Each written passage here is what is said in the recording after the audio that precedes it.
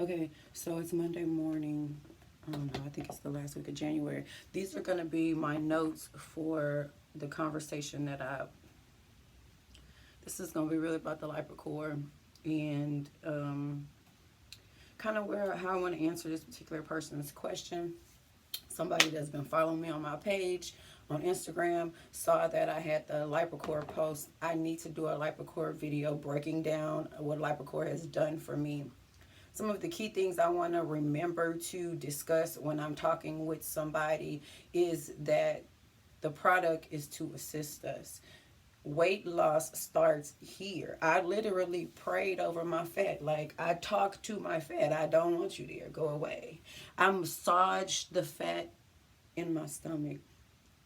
I I changed what I ate. I walked. I attacked the issue that I wanted to deal with, which was weight loss, from every way that I could. Changing my diet, changing my thought, um, changing my daily routine, changing how I exercise. Like, everything changed to address that issue. So I believe it's the intention of the energy we put behind it, as well as the thought. So if I just say I want to do it, but I don't say, like, take one step. So, like, it was real little for me at first. Like, so maybe the night before I woke up, I would find like a workout video, or I would get my workout clothes out. Like, my intention was that when I wake up in the morning, when this alarm clock go up, if I have everything set up to where I can, no matter what, if I'm in pain, because you have to keep in mind, if fibromyalgia could change anything in any moment. So I had to be prepared that no matter what that was going to be, I was going to just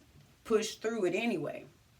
So that required me to have a preparation, have a plan, to be prepared for the things that I already know could happen, because some shit that I wasn't even prepared for could happen. So why not be prepared for what I already know? I already know that the weather could change. I could be hurting for this reason. I could not sleep well last night, and then I can't really get up and move. What was I going to do if either of those things came up?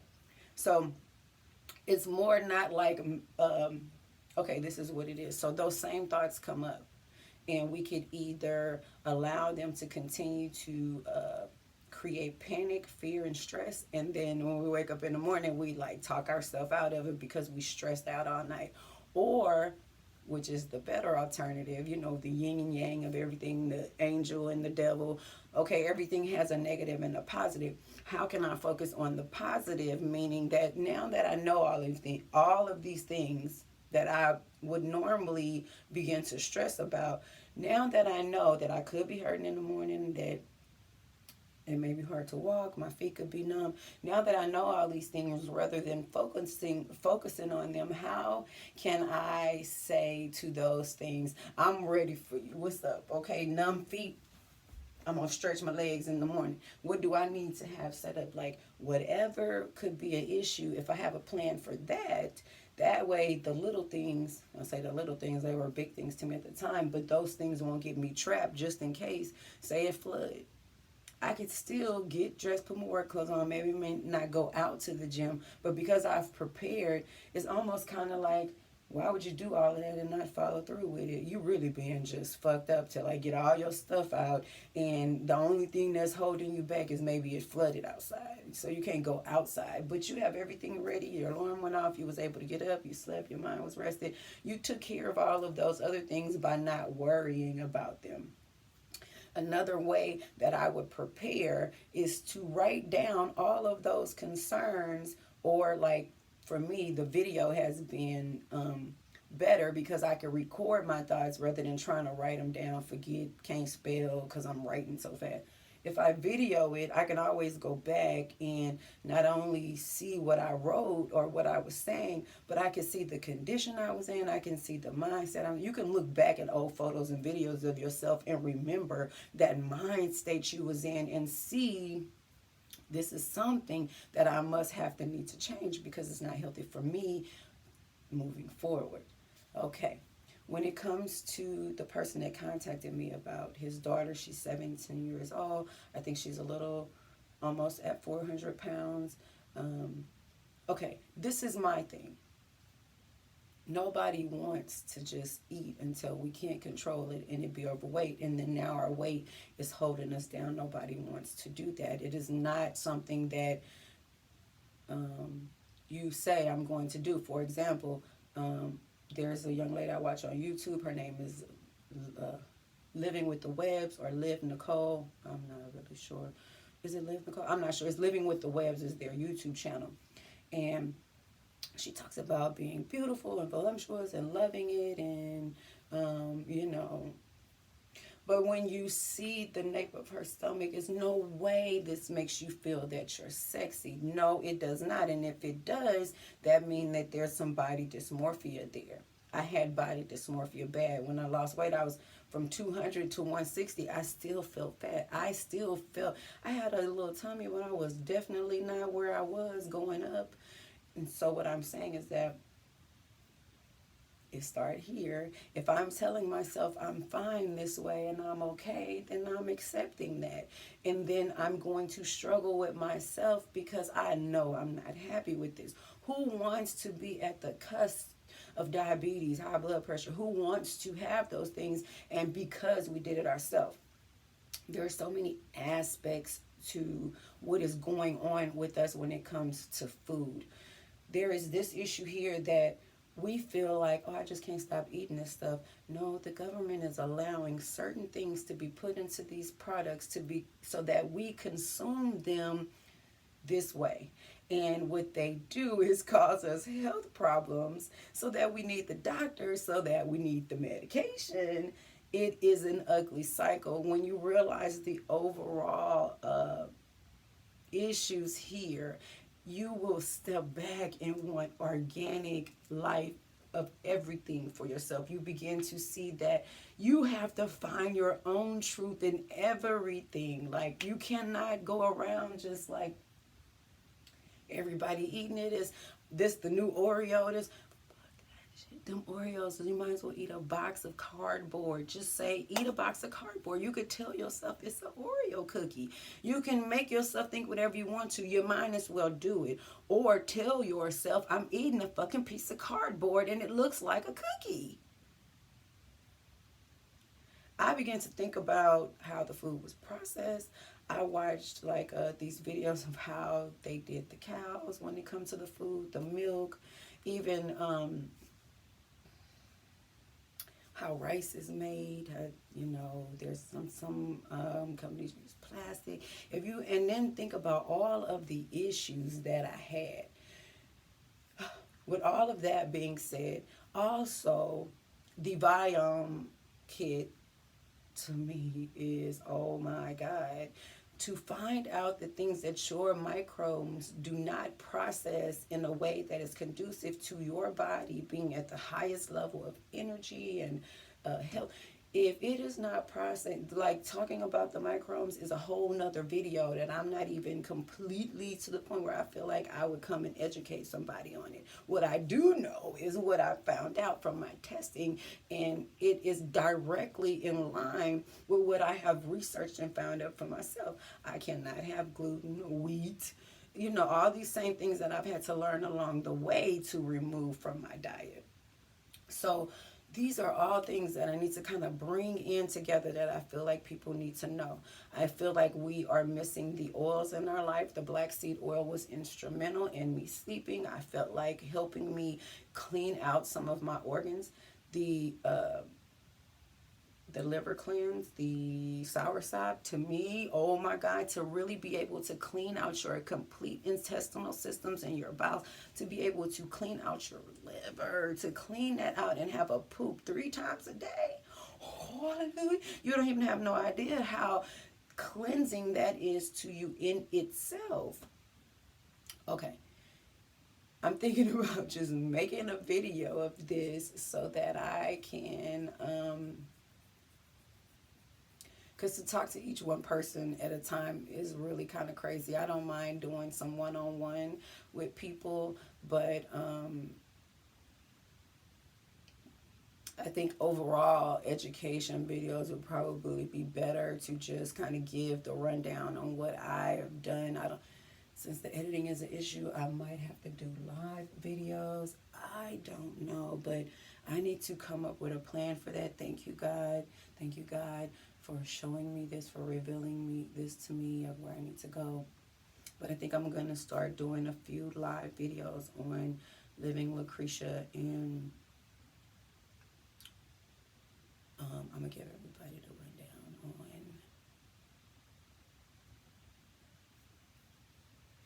Okay.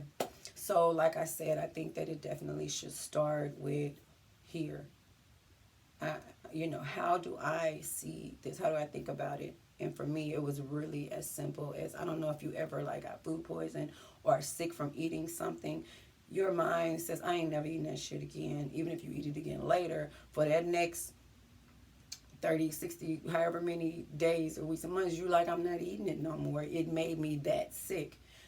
For me, I had to associate that with the foods that were not good for me. I had to reprogram my mind to understand that that is what would be the outcome if I continue to do that. And I hate to throw up. I hate to feel nauseous or sick. I've had so many gut issues over the years of dealing with fibromyalgia and just all the health issues I had because of what I ate, what I grew up eating, and how I chose food. My understanding of food was not good.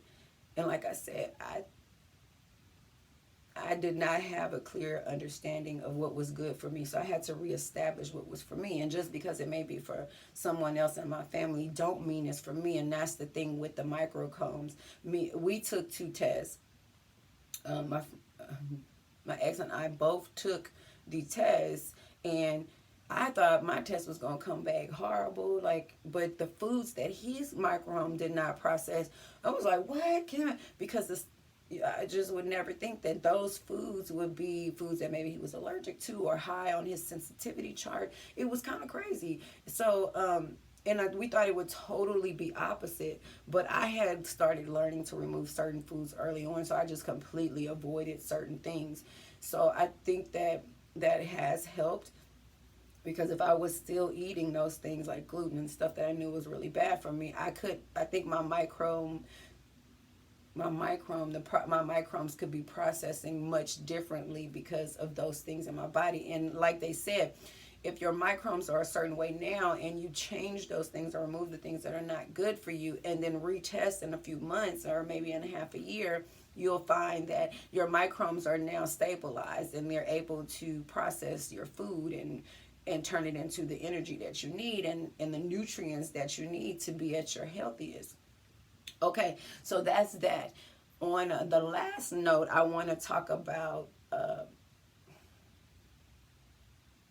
shopping either at a farmer's market or through some type of farmers association group or something like that. If you go direct to farmer, this is the difference for me living in California to in Texas. In San Diego, we had farmers markets right on my street. So the produce came straight from the farmers market.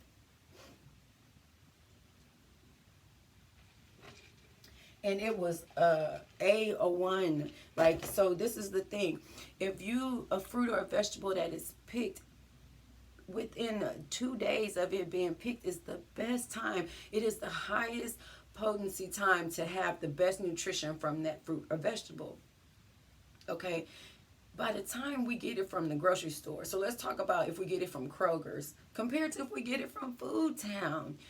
When I first moved to Texas, Food Town was the only store within maybe 15 minutes. It was actually 5 minutes from my house, but the next grocery store was about 15 minutes from my house. If you didn't have a car, then it was going to be difficult for you. But these fruits, vegetables, the produce at this store, even the meat was so old and had come down from Kroger's to pass down they stuff that they don't use no more to another store.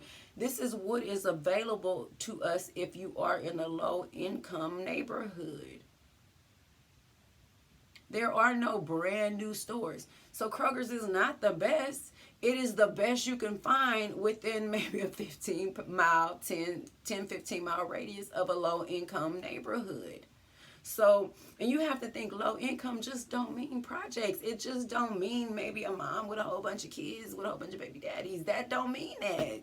That don't mean that. I've seen moms with in that situation that's living better than people who are in a low income situation. Low income from my own life experience, from what I've gone through, because after I had the stroke, I was on Social Security. Low income, from my experience, is seniors, is disabled, all elderly, or even moms with disabled children, that kind of situation. And so these people need the best in order for them to be their healthiest. To me, it's a setup. It's a governmental setup that would be straight conspiracy, just be like to kill all the niggas off. But you know what I'm saying? To really just there's communities in California where people, I guess in Dallas and Austin too, where they build communities for these people, where you go back and you help the widows and the disabled and the seniors. You go back and make sure they are provided what they needed, rather than creating a type of community where everybody trying to suck off the system. It should be set up to help those who truly need it, but we all contribute to that. My thing is, when I was about to say, when I get rich, I'm already rich. I'm full in my mind. I'm rich in my heart. As the money as the money pour in, I believe as a community, we should start there. Build housing for widows. Build housing for the seniors and the disabled, especially over 75 that's living on their own. You know how many people that's over 75 living on their own? They should have groceries delivered to them, because all of the systems that we have set up now with apps, and it should be able to where we can have their grocery list already in the system. We can send off their groceries to where we, not necessarily like where we taking care of them, but to where we set it up to where they can continue to live independently.